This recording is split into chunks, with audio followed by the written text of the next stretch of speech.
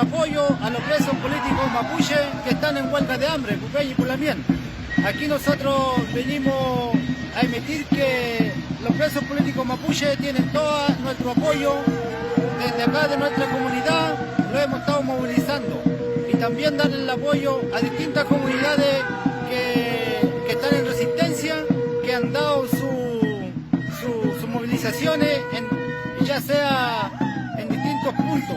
en recuperaciones, en movilizaciones, apoyar también a los peñis que están en este momento allá en Temuco, Pupeñi y Pulamien, dejando una carta sobre los presos políticos mapuche.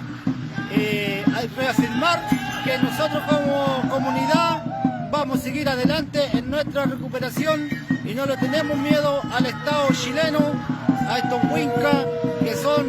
huincas de otros países que vienen acá a hacerse dueños de nuestro territorio. Vamos a seguir luchando y recuperar nuestro territorio, Chantumay, Pupeñi y Pulamien, Peucayal.